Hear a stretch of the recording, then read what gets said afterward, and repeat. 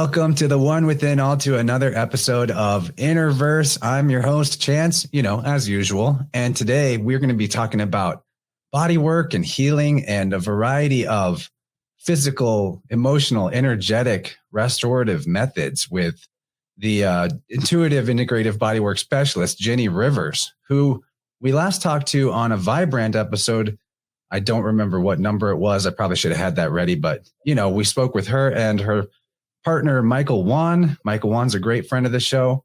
So ever since then, I've been looking forward to getting into a conversation one-on-one with Jenny Rivers, especially to talk about some of the divine feminine aspects, the womb, birth mysteries, maybe get into some esoterica there. Who knows where this conversation is going to go, though? We have plenty of possible avenues with Jenny Rivers. You can find her website at jennyrivers.com. So pretty easy. That'll be linked in the show notes as well. And let's just jump right into it. How you doing, Jenny? Are you ready to do this thing? I am ready. Thanks for having me. And I'm excited to be here again. I really enjoyed the conversation on the Vibrant. So, in terms of how I'm doing, it's been a really interesting time, I think, especially the last few weeks. I know we were scheduled to do this call, and we both were feeling a little under the weather. And, just in retrospect, thinking about this time of year specifically for us in the Northern Hemisphere as being the winter solstice time, the time to kind of go within and be more introspective and maybe not be doing so many things outwardly. And I know for me, I had to pretty much cancel anything that I had scheduled like over the whole solstice time. But I'm starting to feel now that things are shifting. And so I like to bring everything kind of back to this cyclical understanding of what this is that we're calling life and how this is unfolding. And noticing like these little kind of stirrings within myself that seems like the start of something new, which has been kind of met in the last week with a new challenge that's presented itself. So I felt like I was in a really good space, I guess, in my perspective on the world, especially with all the current events. And that kind of got flipped on its head. So I'm looking forward to delving into that a little bit today. Oh, that's a good teaser. Yeah, we both got, it's, this becomes just another thing that's now like polarizing and can be divisive.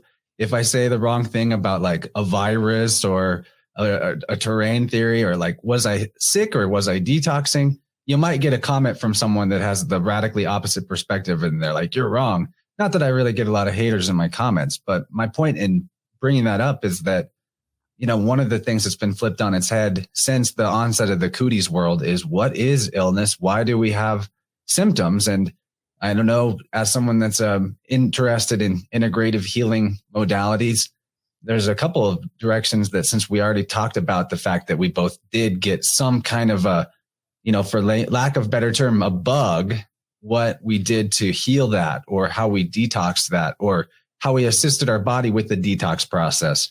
Some people would say you got a virus. Some people would say that it's just your body going through a natural detox process and that it needed to be more extreme, and that that's something that your body does during the winter time as a natural thing for the going within, to support the going within idea. So for me, I had like major body aches. I had like a headache, total brain fog, some sinus congestion that followed that. But there are people I know that got the same thing started to happen to them the same time as me, and they're still going through it. Whereas me, I was able to, within probably 5 or 6 days, be back to full fighting strength, as in I could like go do physical workouts and do all my things. It's funny because I was planning on taking a week off from content creation to work on side projects that week, but ended up having no steam for anything, and to just take a full vacation week was probably what needed to happen anyway for me spiritually, to just rejuvenate and cleanse myself of all the busyness of being a host and a content creator and involved in all the things I do. But to give a quick rundown of some of the stuff I did in terms of a regimen that I think helped me overcome the detox a lot faster than other people was that I was taking vitamin C in the form of absorbic acid, which I get from Clive DeCarl, linked in my show notes to his website where he's got so many good things. I was taking that multiple times a day. I was taking chaga mushroom powder that was made into a drink, and that was replacing my usual drinking of a lot of coffee. And I just took the week off of coffee and drank a lot of chaga. I was doing daily, which I do anyway, vitamin D, and also taking colloidal silver during that time. I also was taking like a shot glass size mixture of oregano oil, ginger, turmeric, and cayenne pepper. And that would totally alleviate the body ache part of the whole experience. Taking zinc, which is daily, and magnesium too, also daily. I was doing activated C60 charcoal, fulvic minerals, and Shilajit. So that's probably not everything I was taking, but that's most of it. Just to, that sounds like a lot, and those supplements are an investment, but it's still cheaper than like health insurance or going to hospitals, taking antibiotics and that toll that your body goes through. So that was just a quick rundown of some of the things I take. And I just want people to be aware that our bodies are magical. And if you give them the resources they need, they can do what they got to do and get you back to full strength pretty rapidly. Yeah, for sure. It sounds like you had quite the arsenal there at your disposal, which is great.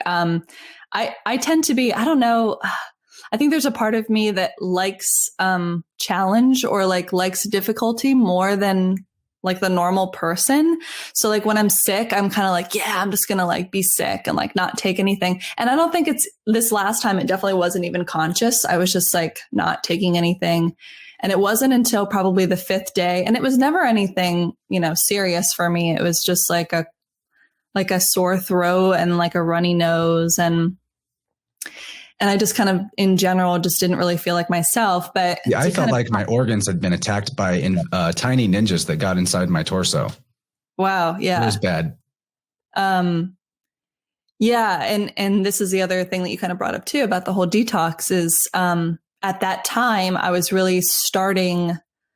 I like to really experiment with my diet. I like to experiment with what I put in my body, what I don't put in my body. And I do this all the time in cycles for sure. And so I knew for about 9 months, I was eating mostly animal-based foods. And it was like the best I ever felt like in my life. I pretty much eliminated all vegetables. I'd maybe have like an avocado every once in a while, maybe have some pickles. But for the most part, I was just eating steak and eggs and bacon and like occasionally some other meats, but those were kind of the main staples. And it was the best I ever felt. A lot of my health issues just really disappeared. And that was, that was about a year ago going into 2021. And then when spring and summer came and some local, produce started to come out, it was really hard for me to resist, watermelon and like all these summertime fruits and stuff that I enjoy so much. So I started incorporating a little bit, and it just became this slippery slope of then just going back to eating anything and everything. And I think it was because my gut had healed so much and my body had healed so much that I was much more able to stand a lot of those foods that I know that aren't good for me, like gluten, sugar, all those things where in the past I was like really, really sensitive to. But I think once my body got into that more healed state, I was able to manage that a little bit more easily. And so that kind of just kept intensifying, through Halloween and then towards Christmas and the holidays, where it was just like, it's such a nostalgic thing for me to eat Christmas cookies. Like that was just a really, like when I think of Christmas, that's like what excites me is like baking basically with my grandmother, baking with my mother, and just like how that makes me feel inside. And so it's very much tied into this more emotional component, I think, into sugar and into like what cookies are or what cookies, whatever represent. So I've been kind of exploring that and decided that, December 26th, I was going to completely stop and go back to being like 100% carnivore. And part of that too was also quitting caffeine, taking a break from cannabis, and So I quit a lot of things like right after that. And I think my body, that was right when I got sick as well. So I think my body was like, we're probably detoxing in a way. And like getting rid of a lot of the crap that I had been putting in my body over the last 6 months or so after I'd kind of strayed off of a more restrictive diet. And so, yeah, I've been playing around with that. I've been exploring again. I love thinking about food and what food is and how it affects our bodies. And I think our bodies are constantly changing, and what we put in our body matters, but it also changes as well. And I'm noticing I've been doing the carnivore now for, I guess, 3 weeks, and it's much, much different. I'm not getting the results. I'm not getting the sharp contrast that I got the first time I did it. So now I'm like, okay, this isn't working anymore. What used to work for me is no longer working, which ties into like this bigger concept too, that I feel like I've been thinking about, like what used to work for me, or like when we're nostalgic about a time in our lives where maybe we felt really good, or we felt really healthy, or maybe we're in a really good relationship, and how we tend to like look at the past and be like, you know, I want to feel that again. I want to have that experience again. I want to feel healthy. And then we do the exact same things, and we're not, it's like, you can't go down that road. Like that road has already been traveled, and you have to find a new way. I find it interesting, the carnivore part of the conversation, because maybe it's like when our bodies are at a certain level of vitality, the animal products are really important on, when we need to heal and build back up. Animal products give us building blocks for that, perhaps. This is all just speculation. I actually spent 5+ years as a vegan. And, at the beginning of that journey, I had a lot of big benefits to my health and seemed to get a lot clearer and sharper, like sexual health improved, if that makes sense. And, skin got clear all around. It was like really good. But then as time passed on that diet, I started to notice, because I'm like a really physically active person. I do rock climbing, I lift weights. I noticed that I was in a plateau for 3+ years of not getting better at the things I like to do physically, not getting stronger. I wasn't like wasting away. I was eating everything I eat. I go for the organic option and the very minimum, a non-GMO option, but like 90% organic. So I was eating healthy. I was eating a large volume of food on the vegan diet. And still, I was just at this plateau level where I wasn't getting stronger. And that was hard for me. And anyway, earlier this year, I started reincorporating eggs and chicken, just those two things. And I've noticed that now I'm getting stronger again. So it seems to be like we go through these phases and cycles, and to be completely rigid about what it is that we allow ourselves to eat. I think it's more important that we're eating a healthy, wholesome version of what we're eating, and then paying attention to how it feels and our progress from that, and to always be prepared to make adjustments and not be trapped into a dogmatic way of approaching the health question, that our bodies are dynamic and changing and in flux. And most important is that we find a way to be in honest communication with our mind, between our mind and body, so that we recognize the way that our body is telling us that something is or isn't working. And it all comes back to like, how is your energy? Is what you're doing giving you a sense of energy and vigor, or do you feel depleted and cloudy? I like to say all the time, your body can handle a lot of stuff.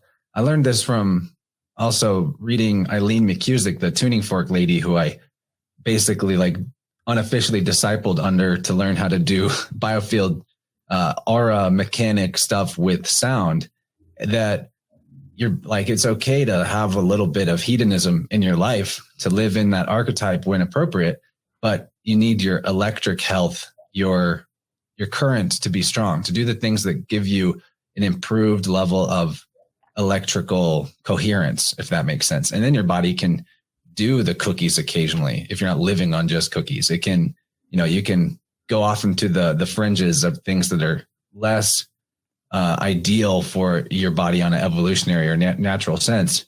because you notice that when people are so rigid with a diet or a way of approaching health, then like a feather can knock them over if it's the wrong kind of feather, metaphorically speaking. You don't want to be such a finely tuned microchip that you can't, or you don't want to, like a little bit of poison makes you resistant to the poison, that type of idea. Right. And life is meant for enjoying too. And, cookies are a creative act. They're a loving act. There's more to it than just the constituent components of the food. You put some love in it. I remember Michael saying that you were making brisket over the holidays too. I always listen to as much of Michael's stuff as I can. So I hear about you pretty frequently through that. Yeah. We did like a full day. I actually was, it wasn't brisket. It was kind of like, it's called like poor man's burnt ends or something like that, but it's a chuck roast. And so we roasted that, and basically it tasted exactly like brisket. It was amazing. But I think like, what you're saying is absolutely true. Like keeping that communication and recognizing that those things change. And I'm kind of in that place now where I'm like, okay, it's not working. I don't want to rid myself of things that I love, like cookies or like the occasional thing or any carbs, whether that's vegetables or anything else. And there's this interesting idea about, there being different types of people who can handle things in a different way. And this is kind of tied into like addiction and what kind of personality that you are. And I know for sure that I've struggled with addiction. It's hard for me to be like the type of person that can moderate between things. And so I heard this like concept of just, there's two types of people. There's either moderators or abstainers. And so moderators can like, kind of like what you're saying, like take a little bit of everything and eat everything in moderation. And they have no problem like eating one cookie and that being like okay for them. And then there's another type, which is like abstainers. And it's very hard for them to balance that or keep like a state of a healthy balance. Like it's either all or nothing. They're more like all or nothing type of people. And I know for me that restrictive diets are something where it's like, okay, I'm only going to eat animal products, that there's a certain freedom that comes with that, which I think is kind of like ironic, that the more we abstain or the more we restrict what we eat, it gives us a sense of freedom because we don't have to think about it. Like there's not energy going into like, okay, am I eating enough? Am I eating too much? That when you don't have to think, about the bigger picture and allow yourself even just like some time on something or time away from sugar to kind of like reset your body, I think is really helpful. But yeah, cause I know for me, like I don't drink, and I know that if I do drink, it's very difficult for me to be like, okay, I'll have one drink or two drinks like once a week, or, it just becomes a slippery slope very easily for me. And why that is a lot more cumulative than people realize too, in terms of how your body processes it. Like very occasionally, like kind of rarely is one thing, but when it gets into the weekly range, it's actually, there's a lot your body has to do to handle that. Right. Yeah. And for me, like with alcohol, it's just so much easier for me and offers me what I feel like is more freedom to be able to say, like, I'm not going to have any alcohol, because it makes it simple. It makes it easy. And I know that I feel better. Like I'd rather, if I had to choose one or the other, I know that I feel way better when I don't have any of that in my life. And so that makes it an easy decision. But I think food is a really complicated one because like you said, like our bodies are dynamic and they're always changing. And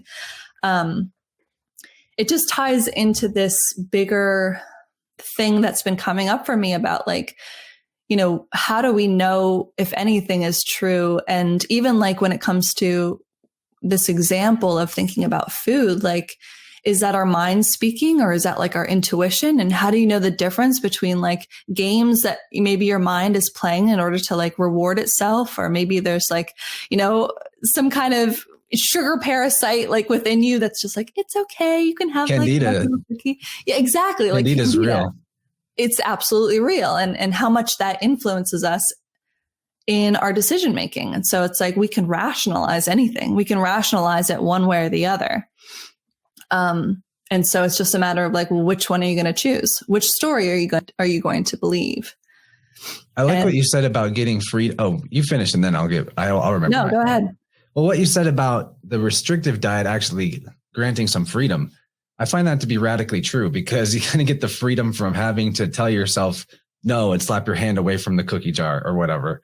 For me, when I go to family holiday gatherings, for example, I avoid non-organic food generally. So that like rules out the majority of what's there. Although in recent years and holidays, my mom kindly will make something that I can, that fits my requirements, or I'll help her make it, which is fun because then I get to cook with my mom.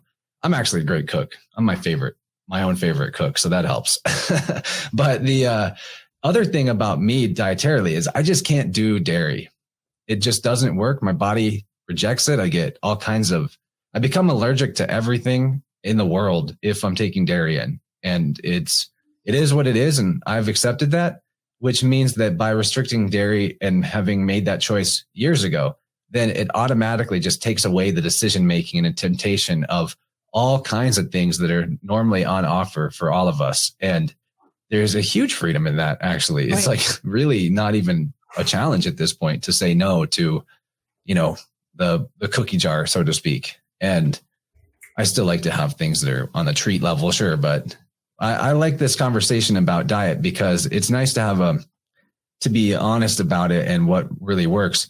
One thing about me that I didn't mention in terms of integrating some animal products into my life again, or meat anyway, is that there was, you're talking about mind games, but there was a huge mental hurdle and an attachment to maybe not the identity of veganism, but the identity of that I don't want to do harm to animals or to living beings. And still there's like the seed of the belief of hypocrisy in my mind about it, because like, I still don't know if I could go kill the chicken myself very easily. Like that might take me out of eating meat again if I had to do that. Or maybe it wouldn't if I got used to it. That's all based on these deep-seated belief structures. And I still don't want to do harm. I want to be connected only to, if I eat animal products, animals that at least lived as close to a natural life as possible. Like hunted meat would be the ideal in terms of being in harmony with nature, because then the animal is going out in a normal way. But I just wanted to point that out for anybody listening, because that's such a polarizing topic too. Just like the germ theory versus terrain theory that I alluded to, meat versus no meat, hugely polarizing. And I don't even know if I've come out publicly and said like, yeah, I'm eating some chicken again. But the fact is that I'm doing better on all metrics now that I have that part of my diet changed. Like I still eat tons of vegetables. I eat organic and all that, but including the animal products has been a huge boon to my energy levels and my strength building levels, which is very important to me.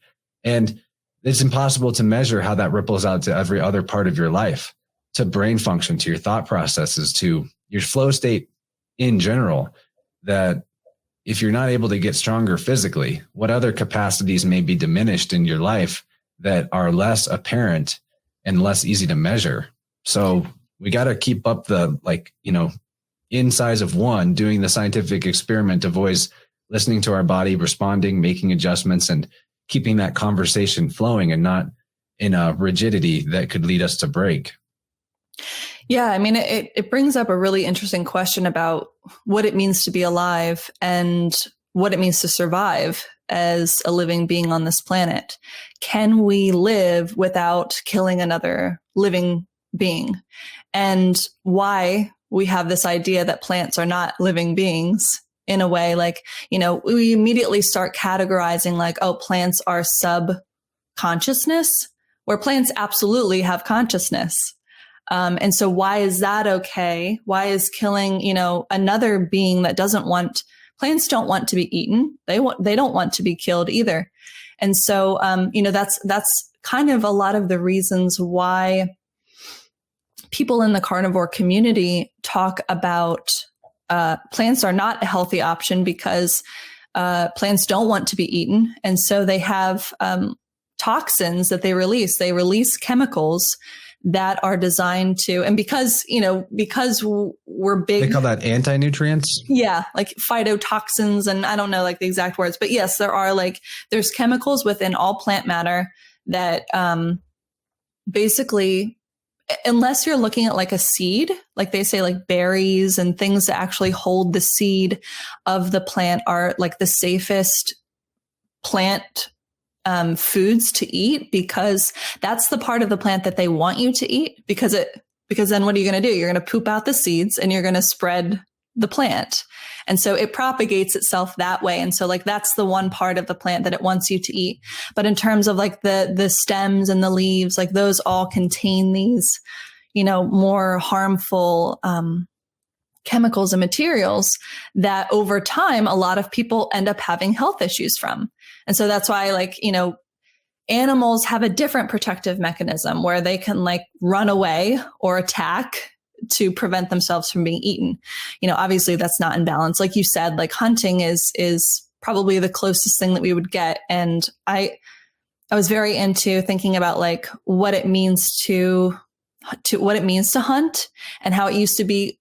And I think it probably still is in a way, like it's a sacred act and it's a sacred, hunters would go into the woods and they would meditate and they would, ask for the soul of the animal who is going to sacrifice itself. Like it was, like everyone involved, like on a soul level was like in agreement, like, okay, the animal would recognize like the humans need to eat too. And so on an unconscious, like soul level, made a contract and is like, I'm going to sacrifice myself to be eaten because I know that, there's a greater cycle going on with all of the living creatures on this earth. And so it's an interesting idea. Plants don't have that ability to get up and walk away or fight back. And so they have these less kind of obvious, I think, protective mechanisms. And so like, just eating meat is kind of a way to get rid of those. And it's like an elimination diet type of thing. And then you can kind of think about like, okay, well, is there anything that we can eat as humans that doesn't cause harm? If we think about like veganism or diets that are plant-based, what fertilizes these plants in the fields? That's cow manure. Like is there any such thing as purely plant-based? Because in the majority of fertilizers, it's animal product that you're using. And so you need to raise the animal to get their manure in order to fertilize these plants. And also just what agriculture does to the earth itself is like literally you're raping the earth to impregnate it with what you want to impregnate it with, which is whatever seeds you want, regardless if that's like the right soil. Like think about that in terms of like the earth being a body, and instead of like allowing what the body wants to grow where it would like to grow it, you're destroying it and replacing the soil with what you think it should be, and then like forcefully impregnating it with seeds. And so it's like, there's no real, like, what's the best way to kind of live in harmony, I guess. And I certainly don't have the answer. I think it's a very complicated issue. I would say probably the most harmonious thing would be the hunting, like you said, and like what we can forage of just like natural wild plants. And we're very far from that, but a way to recreate the foraging would be permaculture, food forests. Like a recent guest, we had Jim Gale on, entirely different methodology of agriculture where you're setting up layers of life forms that support each other and keep the soil nutrified automatically. So like the only work that exists for you as the human being is to go like take food out of the food forest rather than need to constantly do all this labor and, piling on manure or using potentially chemicals or other processes to keep the pests out. All of that is just complete out of sync with nature behavior. And it's how most of our food is generated. It's true. And like, I'm still, even though I'm now eating like chickens, I'm still thinking on the fractal sense, there's still a legitimate question to me of, well, if life is a constant reflection of itself and it's this self-similar across scales fractal, and the as above, so below blueprint applies to everything, then if I'm eating animals that were farmed for me to eat, does that mean that I'm supporting energetically myself and other human beings being farmed animals for some other life form that's beyond our level of comprehension? And then that gets you into a whole like, archonic head trip, which I think is a valid question, because we do see that life is self-similar across scales. It's a real thing. So these questions are important to keep asking ourselves, and to not ever believe that we're the right one or we've got the right answer, but to stay in conversation with our body and attempt to make improvements as we can. And, on that question of anti-nutrients that plants put off and eating nuts and seeds rather than other parts of the plant, I received an email from somebody that contained the entire book series called The Ringing Cedars of Russia, which is, I guess, pretty popular in the new agey, nonconformist circles. And it's new to me, but I'd heard of it before. And I started listening to the audiobook of the first book.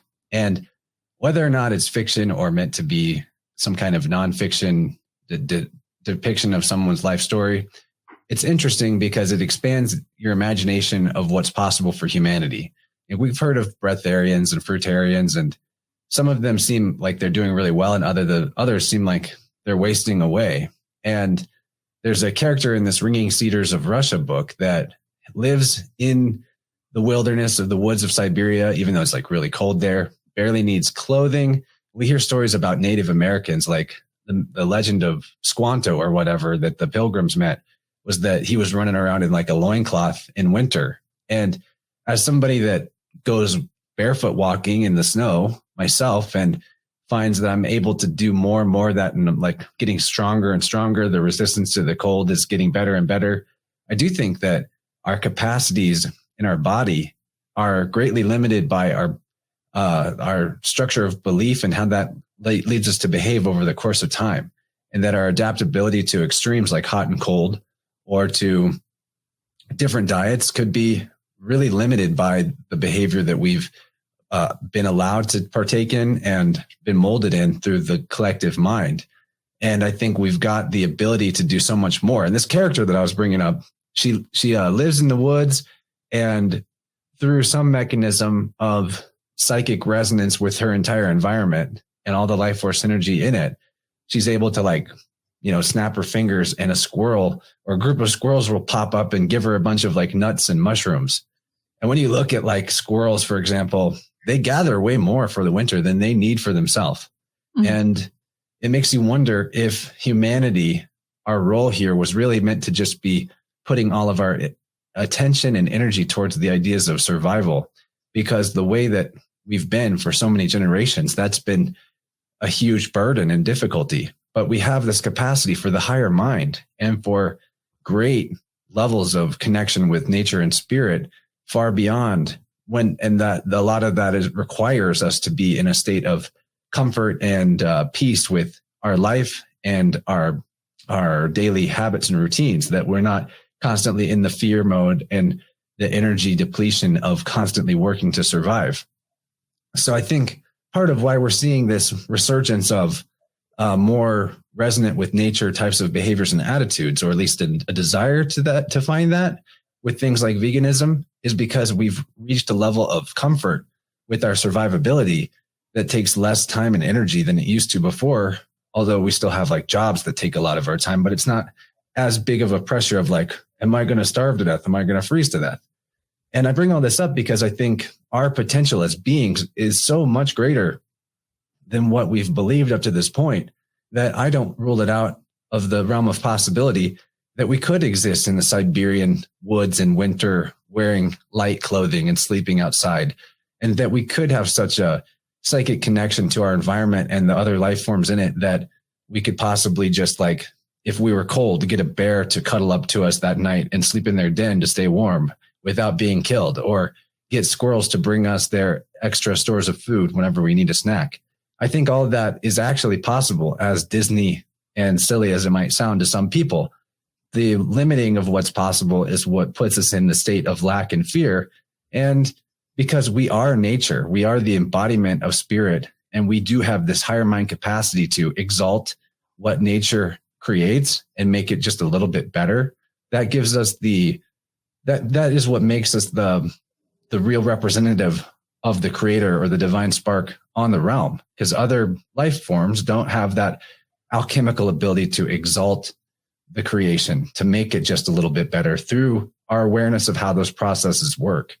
And so I think that we should, like, to continue this theme of never be satisfied and always be in conversation with body and spirit and the environment, we should never think that we've got the ultimate answer, whether that's, veganism or carnivorism or what have you, that, hunting and foraging is a better probably way of doing it. And we've devolved from that to a degree, but also we've evolved from that because now we don't have as much pressure on us to survive. And maybe that can help us pivot to an even greater level of harmony and coherence with our environment, so that it becomes easier and easier to deal with the survival aspects of it with less and less work.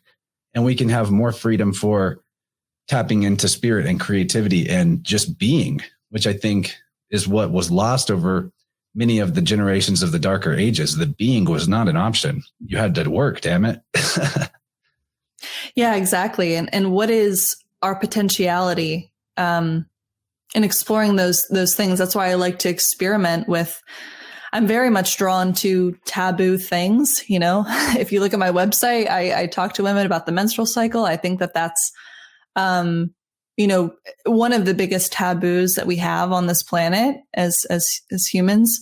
But two, like, just the idea of even just not eating. Like, do we even need to eat? I just finished reading this book about fasting, and there was a story of this person who fasted for like 382 days. And I think they were like just taking like a vitamin supplement, but they were fine. Like, they were totally fine, like without eating anything. And that goes into like the breatharian, or like are the breatharians like the sun people, or is that something else? Like, I think breatharians probably use the sunlight too. Yeah. There's probably some overlap there. Yeah, it's really interesting because you can grow plants that way too. Plants can grow just off of like the air and the sunlight without needing the soil. And the power of what we choose to believe in. And I've been, kind of tying this back into all of the current events, and what we choose to believe will manifest. What we choose to think about is like literally making it manifest. And as we speak it, it becomes manifest. So even just us discussing this potentiality of like stepping away from food altogether. Maybe we eat once a month, maybe we eat once a year. And, that seems like a very simple solution to a lot of the problems on this planet in terms of like population, overpopulation, if that's even a thing. I'm highly suspect of that idea. Yeah. Well, even just to have that conversation with those people who are putting that idea out there that we're overpopulated, or even just destruction of the earth in general, regardless of what food product you want to eat, it is destructive in some way because of the amount of people and because of like the amount of farmland and all of those things. Let me add in one thing there, because, that character Bale Gates, the gatekeeper, the cowpoke jabber man, he has bought up most of the farmland. That he's got more farmland owned in the United States now than like any other single person. And I doubt he's going to apply his billions of dollars to creating permaculture and regenerative agriculture. But the irony is the people that have the idea like him of overpopulation being such a deadly issue, and they want to solve it through, injectable solutions, they could solve that issue dramatically so with permaculture.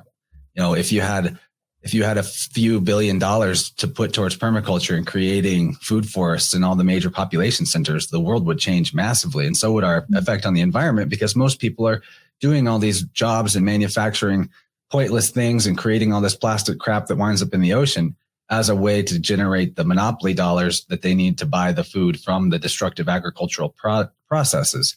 So it's like a vicious cycle that could be solved by the very people that complain loudest about it.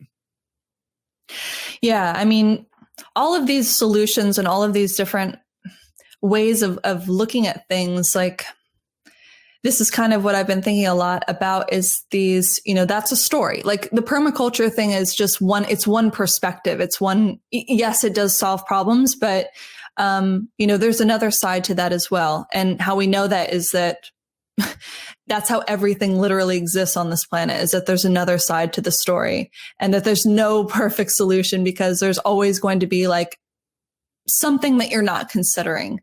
And maybe it's just like, maybe it's that's what makes the conversation in a flow. Cause like you solve this thing and now this comes up, and it's like every answer gives you two new questions, but that's also how trees grow. Branches come out and we expand. Exactly.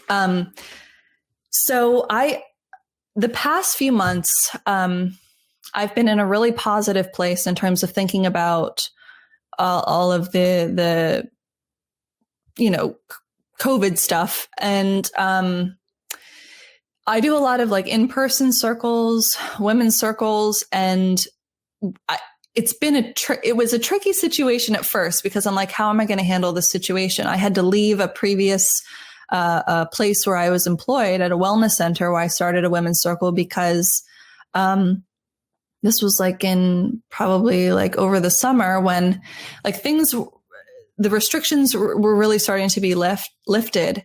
And then there was like a hint of a new wave of something. And then they I was a massage therapist there, and we got rid of the requirement to wear masks. And then they started to be like, okay, well, you have to wear a mask again. And I was just like, no, I don't want to do that anymore. And I wanted to have these women's spaces be like, everyone has, if you would like to wear a mask, like wear a mask, but, giving that freedom back to the individual. And they basically kicked me out. This is a place I worked for 4 years. And because of that difference and me standing up for what I thought to be true and standing in integrity. And I think that's the whole idea of like integrity, is like your inner values, your inner belief systems are in alignment with your outer world and what it is that you choose, your actions in the world. And I was so frustrated, not because of them telling me that, but because I knew that they were out of their own integrity, is because I knew how they felt internally about the whole everything, about all the restrictions and mandates, but they were still choosing to follow it. They were still choosing to follow all of these rules. And I was like, I can't do that. I can't have that, be that out of alignment. But it was a really, really hard time for me to like leave that organization, to leave that family really that I had been a part of for 4 years. And, it ended up being a total blessing, is starting my own thing and starting my own women's circle. And it's had its own challenges, but I was like, okay, how am I going to present this? Because I knew a lot of people like on both sides who were like, well, we want to have like the safety and be safe and everyone wear masks. And there were other people who were like, no, we don't want to have that. And so I've just like never even had it be a thing, and just like never spoke one way or the other about it. And, as I've been kind of wrapped up in that world, as I've been living as if none of that is happening. And part of that has been like choosing to stop watching the news, choosing to not look at headlines, and to completely take a break. And it was kind of like slowly entering into that space. And I like 100% stepped away, like, absolutely, I'm not going to look at the news at all for the month of December. And I just felt so, like free from all of that worry or disapproval or like whatever it is, one way or the other. Whether I was looking at like, a fun thing that Michael and I like to do is like watch NBC News and like see what the narrative that they're telling, because it's interesting to see like what they're saying. The only way I'd want to watch that is if I was hanging out with you guys, then it would be fun. Right. It is very fun. but I was like, but I'm still being influenced, even though I can see what they're doing, even though I can see how they're twisting things around and all of that. I'm still being influenced by it. And I was like, I just want to step away completely. And so by the end of December, I was just like, I had no idea what was going on. I had no idea about this Omicron thing, like at all. And, we ended up meeting with some of our friends, maybe like a week ago, and everyone was there and everyone was talking about like, what do we do? You know, like, how do we change people's mind? How do we make them see? How do we wake people up? You know, what do we do? What do we do? And I was just sitting there and I'm like, we just do what we're doing now. Like internally, I was like, I felt so aligned with my purpose, which is like creating these community spaces and bringing people together in person for us to like, it doesn't matter. It doesn't matter what side of the equation that you're on. Like what matters is us all being together and being like, we're here and we belong together because we're here. Like that's literally as simple as it needs to be. And feeling really good about that, feeling really like confident in that I was on the right path and I'm doing the right thing. And I was kind of just like sitting there, like hearing this other side of people who I agree with. I agree with everything that they're saying in terms of like, we don't want these mandates. We don't want all of these things. And, but I was just like, all right, we can't, every time we speak of that which we don't want to see, you know, like I've been thinking about this a lot with the whole metaverse thing, is like, the more we talk about it, especially we talk about the dangers and like the things that can go wrong and all of those things, like the more we're just perpetuating that actually happening. And I was very much like, we have to think about what it is that we want to create. Like they're literally asking people to sign up for the metaverse and to create these worlds, is because regardless of which side of the equation you're looking at, we are at a very unique point in time in this greater cycle that's unfolding, in which we are being asked to dream and create the world in which we want to see. Now, whether that's going to be like in this virtual world in the metaverse or outside of that, which I hope that we do, you know, and I think they probably will exist simultaneously. But I'm struggling with like, where does I think that it's helpful to talk about what it is that we don't want and to point out like the flaws in a plan or flaws in the metaverse being pushed on us as something that we should accept and join in. So yeah, I'm struggling with that, you know, because the more we call that out, the more we're creating that as like what it is and creating and helping to create it. So to kind of go back to my story, I was feeling really good about like, okay, my thoughts and my words and my actions are going to be in alignment with the world that I want to see. And so that's like kind of ignoring. And I was thinking a lot about this term, spiritual bypassing kept coming up in my brain. And I was like, what is spiritual bypassing? Is this spiritual bypassing? Am I spiritually bypassing by saying like, I'm not going to think about the things that I don't want to see happen? And I still don't really know, but this kind of leads me into what kind of flipped that whole idea upside down, which was, so I'm in this really good place. I'm like, let's think about what we want to create. Let's be positive. And then this past week, there was a child, I guess, who was either exposed or had COVID, or I don't know, in my daughter's class. And they send out an email. So this happened on like a Thursday. So they send out an email on Sunday night, so the day before they're supposed to go back to school, saying that if your child's been vaccinated, they're allowed to come to school. If your child is not vaccinated, they have to stay home until Thursday. So this is one, like highly inconvenient and inconsiderate to let parents know with less than 12 hours notice that they now have to find childcare for for their child for the next 3 days. And also, it's a Waldorf school, which is like been traditionally known as being very like alternative and alternative ways of thinking about like kind of what we were talking about earlier, like what is illness? What is a virus? And so to see the direction that what many have chosen this type of environment as a alternative to public schools, an alternative to like mainstream understanding of health, and to now be told that my child can't go to school because they're unvaccinated. And it just like completely flipped my whole story and flipped my whole perspective and perception of what's going on. And I was just like, have you seen Lord of the Rings? Oh yeah. All of my pets are named after Lord of the Rings characters. I think last year, I think I listened to the whole series on audiobook twice. I've read all the supplemental Tolkien writings, even the unpublished tales. So that question, like, that's my way of saying, hell yeah. I'm really into the Lord of the Rings. Awesome. For sure. I am too.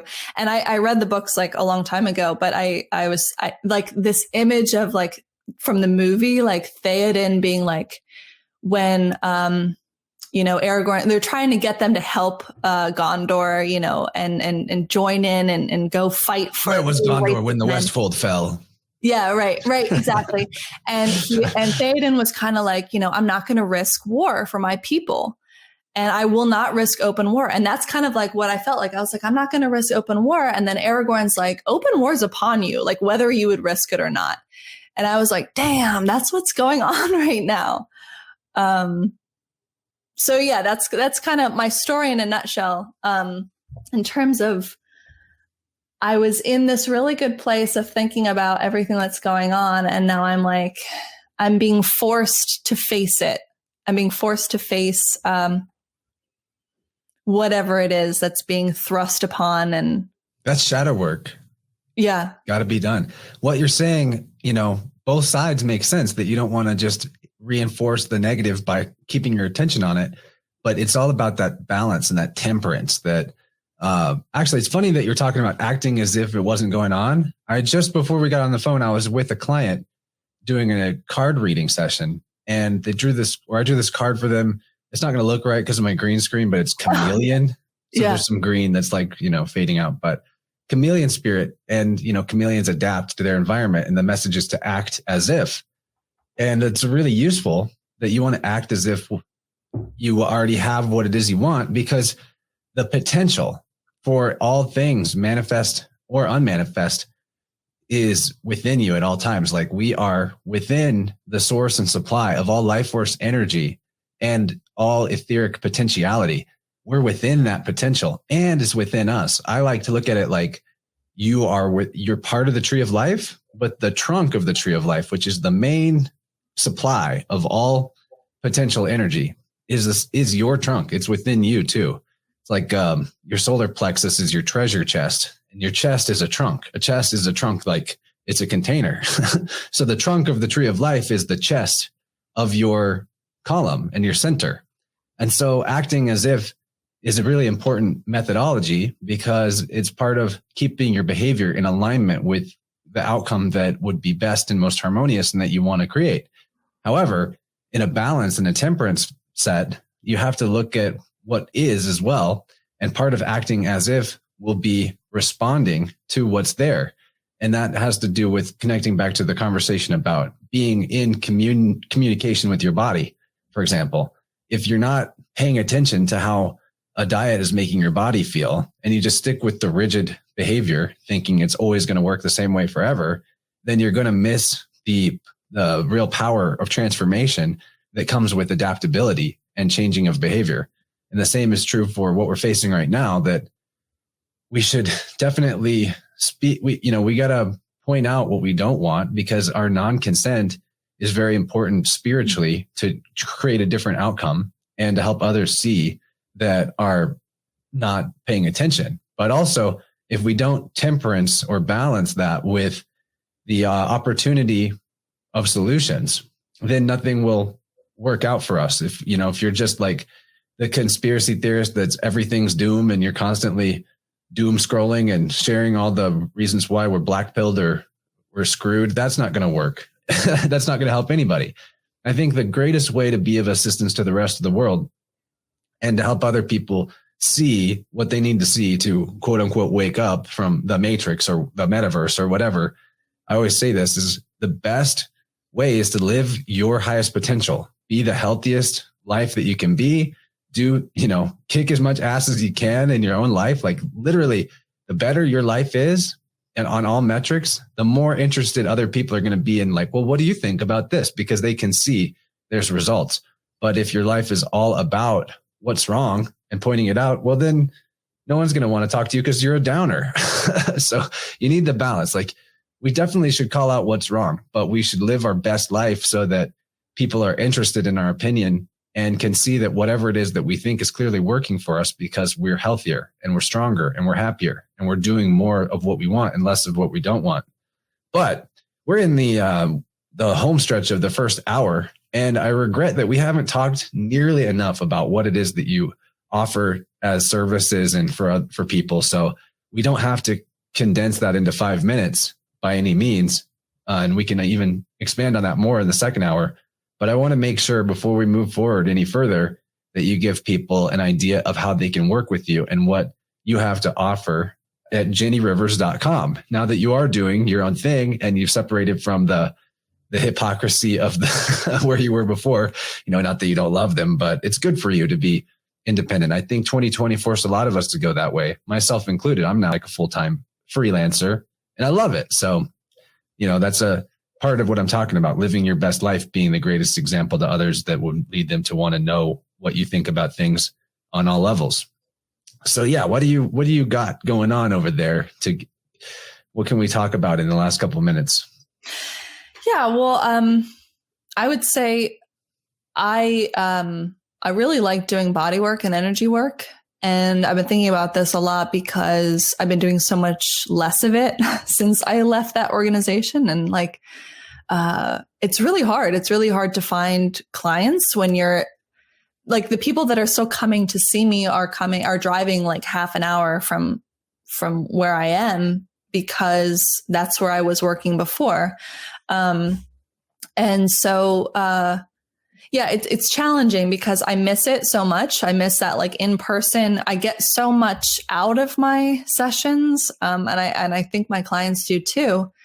And it's something that I think has also changed a lot through the last couple of years as well is as I grow, as an individual, that really changes the work that I'm able to give and how I'm able to show up for my clients. And so, I'll just say that if you would ever like to come and get a massage or get craniosacral or any type of energy work, that's what I do. And if you're on the East Coast, if you're ever passing through Lancaster, Pennsylvania, you can always book a session with me. And but for anyone else who's not, and especially for women, I don't really do anything with men at the moment, but I offer group and individual one-on-one mentoring for women to help them understand their cyclical nature as a human being. And we go really into these 4 phases that we experience every month that we are in our menstruating years. And so it's multifaceted. We go into the physical components of like literally what your body is going through and understanding like what your fertility is and when we're fertile, and kind of dispelling a lot of the myths and lies that we're being told by the medical system about our bodies and about our cycle. And,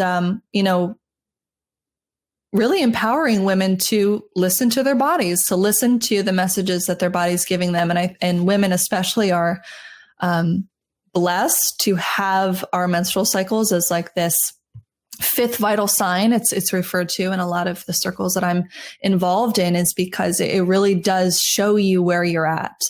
And it shows you where you're at in a very physical way. If you're not menstruating, but you should be, And so, yeah. So if you're not on hormonal birth control or anything like that, and you're not menstruating, that's kind of like one of the first signs that your body is not well is, a woman will stop her period.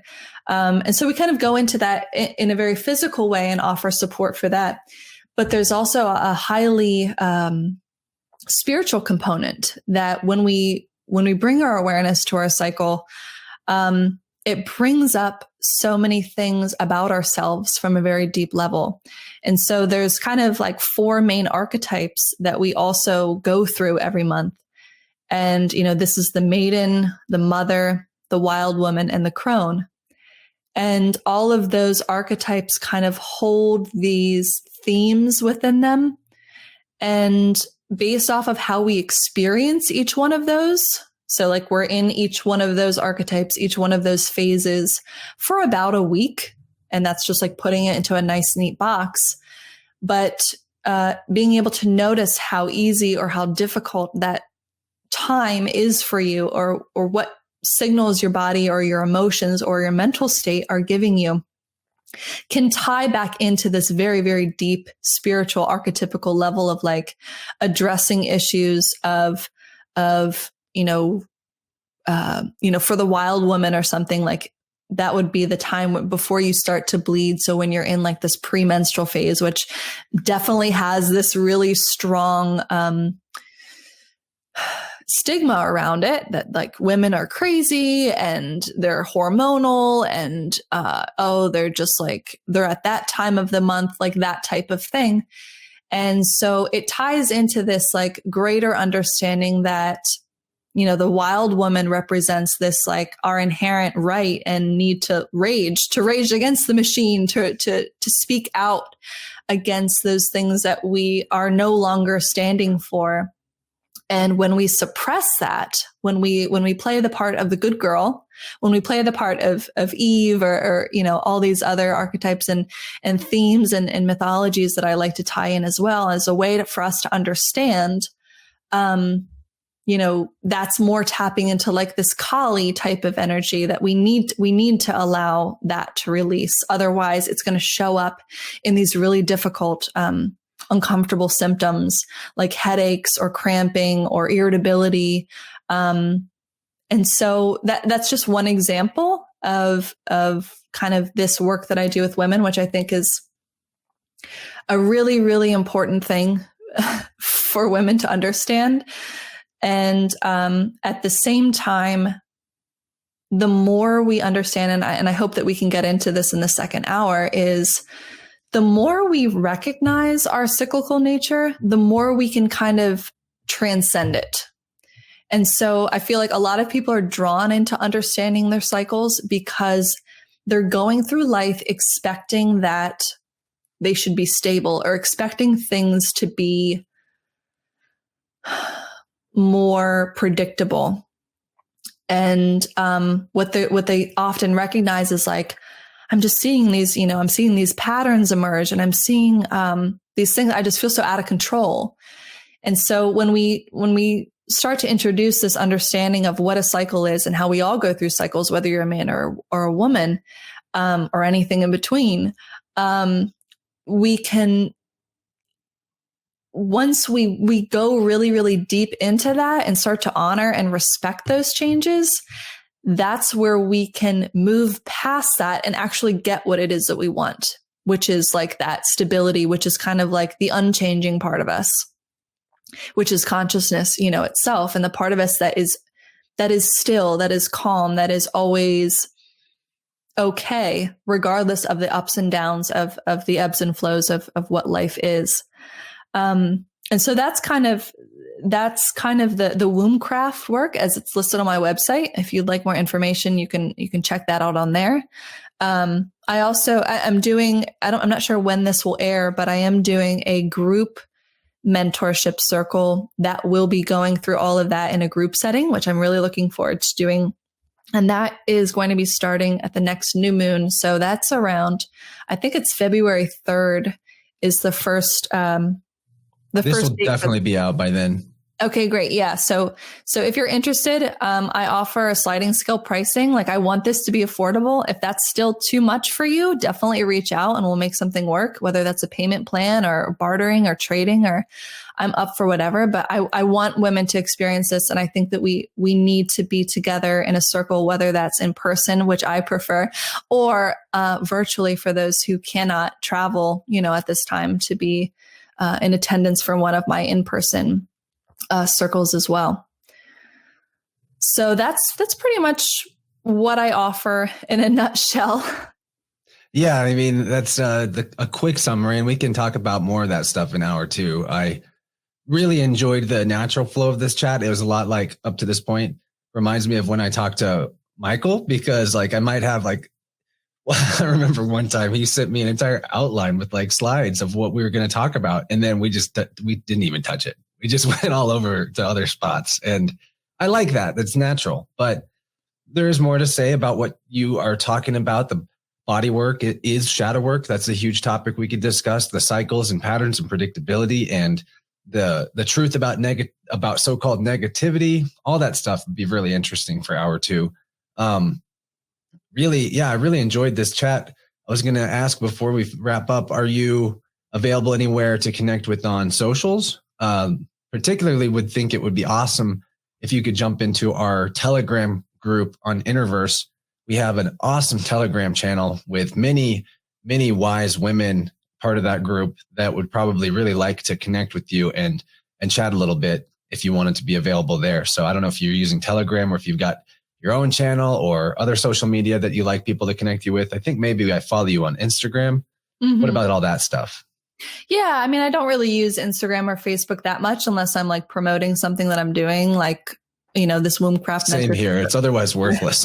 Right. I mean, it's, I know that it's a complicated thing for all of us, our relationship. I mean, I would hope it's a complicated thing for all of us that our participation with platforms like that. I am on Telegram, so I'd love to join that thing. I'm not super like participatory unless something like really strikes me. But yeah, and anyone can reach out to me on Telegram, or my Instagram is Jenny Riversong. And my business Instagram is Riversong Wellness. And yeah, Facebook is like, I don't know. I feel like I pretty much just accept whoever on Facebook now. But I don't really, I feel like I mostly post more stuff related to, like, if I do post something more personal, I guess it would probably be on Facebook, because I feel like that's where my family sees it, like family that's not around here. So, but yeah, anyway. Cool. Well, we'll see you on the second hour, and thanks for being here. This has been really interesting so far, like lots of cool directions and tangents. Very excited to see what we get into next. Thank you, Jenny. Yeah, thank you.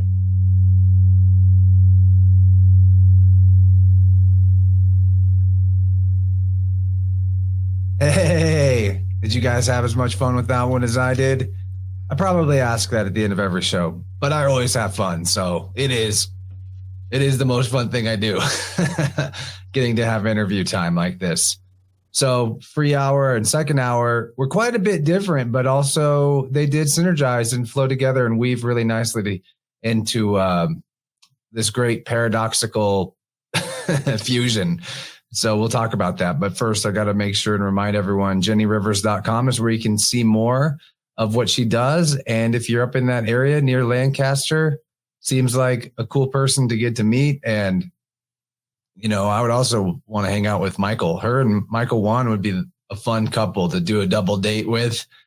I'd go on a tour of the region, learn about the Susquehanna mysteries in person, and get to explore the nature. That'd be so fun.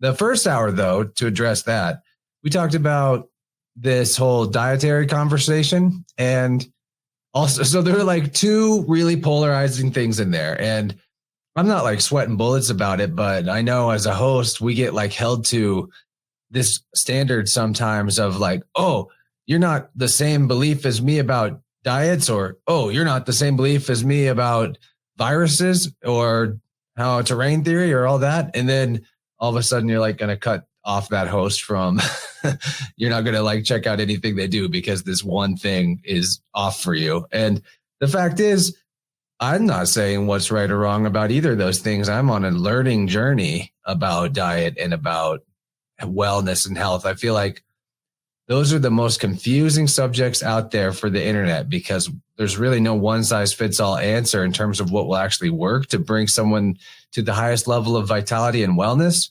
Now, on the diet question, we did discuss carnivore diet and the veganism question and everything in between, it felt like.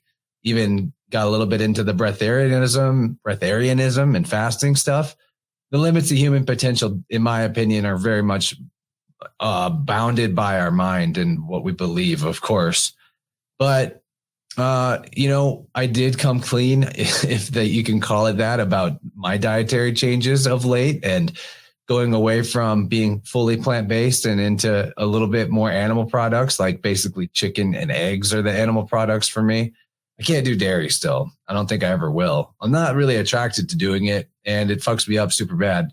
But I want to just say, why I'm getting into this is that whatever the moral reason you have for a certain diet, one or the other, in particular, like wanting to do harm reduction and not eat animal products, I totally get it. I'm actually 100% in support of that idea. What I'm most in support of is healthy, vibrant human beings, because human beings are, yes, they're the source of problems in the world largely that nature would never have created without human beings, but we're also the source of answers and solutions and creative, clever ways to make this world like an exalted and more beautiful, harmonious place. So if that means that like tigers and lions meat would help us or is good for us, then I'm going to go with that. I think it's hard for me because I do have the moral conundrum about it. I don't go overboard with meat. I don't get it from sources where it's questionable what the life was like for the beings that I'm, benefiting from.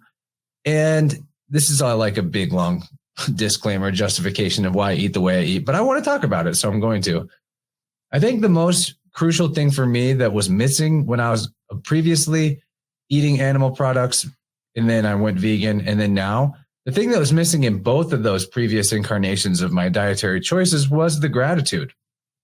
And now I feel like I really appreciate where the food comes from. I really I give thanks and I honor every aspect of the whole chain of supply because we live in strange times. I mean, for example, the chicken's raised by a rancher or several people that work on the ranch, and then it's taken to be slaughtered, or it's done there, and then it's taken to the grocery store. And so you've got this whole ridiculously complex, convoluted chain of who knows how many people involved with actually getting that food onto your plate.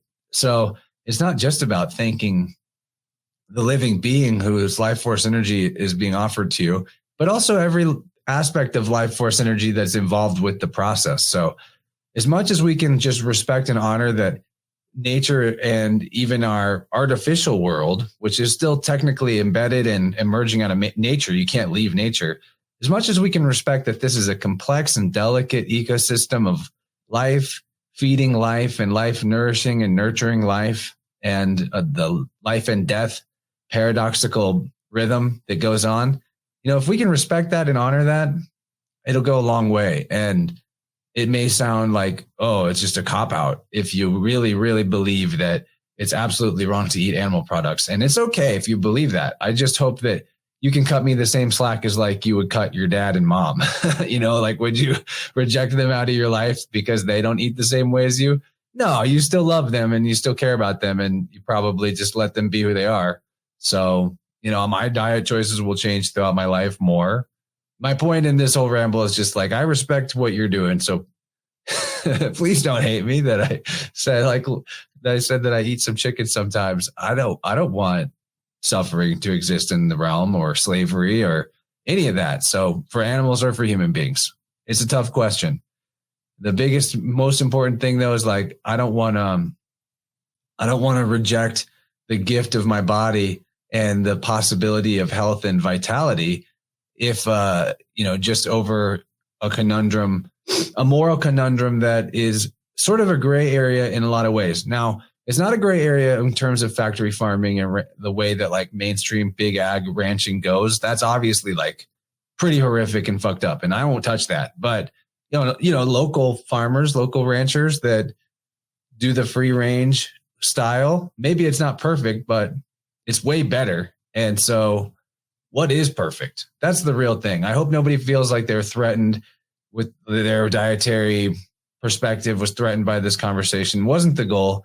The goal is maybe more to just look at like, what is perfect? There is no perfect answer. And so it's important to be in conversation with our body as much as we're in conversation with nature and responding to what we actually feel and perceive in real time, because our bodies are nature and we're at the center of this amazing fractal mandala. And the healthier, more vibrant we can be, then maybe that'll influence the entire rest of the dimension in a positive way. But also, who knows? So forgive me if I'm like way off base from the way you see things. I still love you, right? Okay, so enough of that. If you want to support the podcast and get into the second hour where we had a really good time with Jenny Rivers, who is awesome, jennyrivers.com, then you can do so. You know the drill, probably. Rockfin, ROKFIN/InnerVerse. Check the show notes for the description and links for all the links to these plus extension possibilities, your options. Patreon being another one.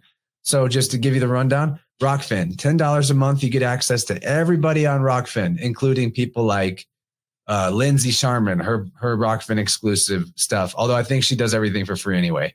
I don't know. There's different levels of exclusive and premium and free over on Rockfin for different people. Ben Balderson's over there. I think he does everything free. LC King is over there. You've got our friends False Reality Check podcast, Buffalo Rambler and Legs. They've got a new, I'm pretty sure it's Rockfin exclusive, and it's a premium show where they have two of them. Legs does one called Vacation Forever, and Buffalo does one called Awakened Slaves. And they're great. Those are great shows. So just a few of the offerings on Rockfin. $10 a month gets you all the premium stuff over there. And just by watching on there instead of on YouTube, you're also offering the creators that you watch some financial reciprocation for the views that most of us in this field, we're not getting shit from YouTube. I'm specifically banned from monetization for all the thought crime, So Patreon's $5 a month as opposed to the 10. Upside of Patreon is that you can get an RSS feed for my show that you can plug into any of your RSS feed players if you want to do the audio only instead of the video. I do like it if you do the video because I put a lot into the graphics and the aesthetics of the video to make it all pretty and nice. But I get it. Sometimes you want to do a show audio only, and it's a lot easier to do that on Patreon. Although there is a stack, which is like a playlist on the Rockfin page for InnerVerse that has the MP3 audio only versions of the shows, which will probably play smoother and easier than trying to download videos like on your cell connection. So you have options, but Patreon, $5 a month. You only get my stuff. You don't get everything on the network like Rockfin does, but you also get the full archive of everything I ever did for Patreon, which is pretty sweet. That goes back to like 2017 or something, like really far back. Whereas Rockfin has got 2020, not even all 2020, most of it, and everything from 2021. And going forward, it'll have everything, but it's just, there's too much going on. If you want something on the Rockfin that's a plus show from back in the day and you message me, I'll upload it. But other than that, to be honest, I don't have any plans to like go and fill out the old show archive on Rockfin currently, because the content management system, it's not bad, but it's just not great enough and efficient enough for me to want to go do that. So all that aside, please support me in one way or the other. I would appreciate it. It's nice to get some reciprocity for what I do. And let's see, the second hour of this conversation, if you want to tune into it, we talked about tracking female cycles to the moon. That wasn't exclusively a female conversation, though. It was also just like a cool inspiration about getting into the rhythms of nature as your timekeeping devices rather than the artificial ways of doing it. And we talked with Jenny about deconstructing stories and narratives that are tied to the heavenly archetypes of astrology and otherwise. Kind of a continuation of the topic that we got into with her and Michael Wann on Vibrant late last year. I don't remember what episode number it was, but It's one of them. Go look up the Vibrant playlist and you'll see it. We discussed the mythology and the natural expression, like as in nature, what Imbolc means as a pagan holiday or day of recognition. We discussed what it's like to, live with Michael Wann, the synchronicity-generator. I had to ask about that because I love Wann. He's a buddy and a genius. Then we got into talking about the creative fusion of body movement, wisdom traditions, the flow state of expressing the stories of our lives, how to move in different ways and think in different ways, and the end of linear lineages, recognizing we are already enough to create the world that we want. So that's an important one. We already have everything we need to create a better world. Researching's fun, learning's fun, and we'll always keep doing more of it. But like as this group of people that are interested in truth and harmony and getting back into a restored, recovered connection with nature, we've already got everything we need. So I'd love to talk to Jenny Rivers again sometime. There's so many more things you could discuss with the mysteries of the female, like the placenta and the birth process, like getting into the occult side of that. Maybe she'd have some interesting things to say. I don't know. But that was a great conversation overall. So thanks for tuning in and being a part of InnerVerse. I love doing what I'm doing. If you'd like to work with me on the personal level, one-on-one, do some oracle card reads. I can draw cards and do a spread for you and give you some counseling through the cards, or you want to do sound healing sessions, you know how to hit me up, chance@innerversepodcast.com, or go to my website and look for more information on both of those offerings through the shop tab. There is the Clive DeCarl store that you can look at my affiliate link and support me by buying great supplements, which this time of year, I mean, all times of year, but get on the vitamin C, get on the vitamin D, get on the magnesium, the fulvic minerals, all of the above. There's so many really, really high quality supplements at Clive DeCarl's website. And if you buy them from him through my link, I get a kickback and you don't pay anything extra. And it's pretty sweet because his stuff lasts like months and months. It's not store-bought, like 1 month supply for $30 magnesium. It's high quality, multiple forms of magnesium in one capsule, and it'll last you a long ass time for the price.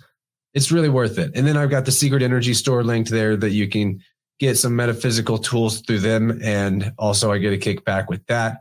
And of course, the Brown's gas machine, the AquaCure from George Wiseman last episode.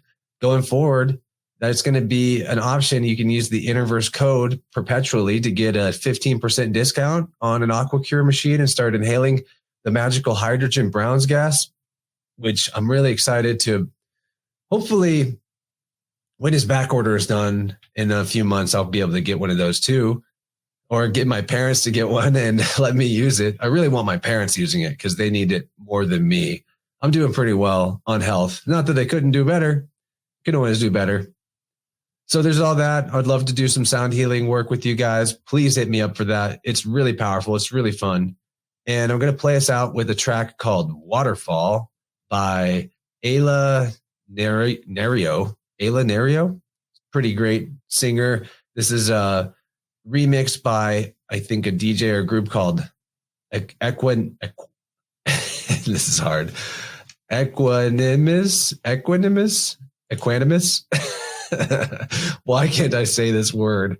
You guys, I hope you're laughing at me. Okay, so it's equanimous. EQUANIMOUS. Did I say that right? Equanimous. It sounds so funny when you just say the same word over and over again and you just listen to it sound it out. You're like, this means that? But it's a remix by them. Waterfall, Ayla Nerio. Having trouble pronouncing, but having fun doing it. Gonna play you guys out with that track. And if you're watching the video version of the show, there will be a cool visualizer that goes with it that I put together. And hey, don't forget Vibrant on Wednesday night. Last Wednesday with Kaylee Burkana, we went into the 2022 transits pretty deep. She did a PowerPoint presentation for us. It was really fun. So don't forget to be following the video channels on YouTube and Rockfin to get the updates. And Wednesday nights at 8 p.m. Central, the same night, same time every week, we do Vibrant live. And I want to see more of you there in the chat because it's a lot of fun to get into that group energy. And we look at all kinds of interesting subjects on there and it's pretty free flowing. So We'd love to see more of you there. In the meantime, enjoy this track by Ayla. I'll catch you guys on the flip. Much love. Thanks for tuning in, and we'll talk soon.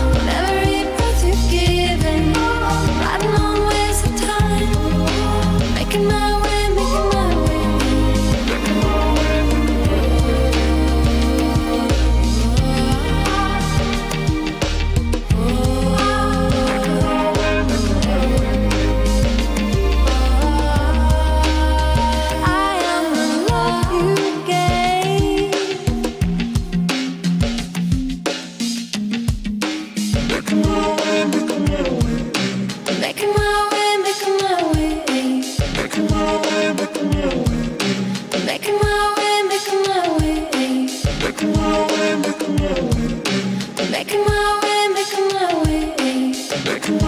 making my way.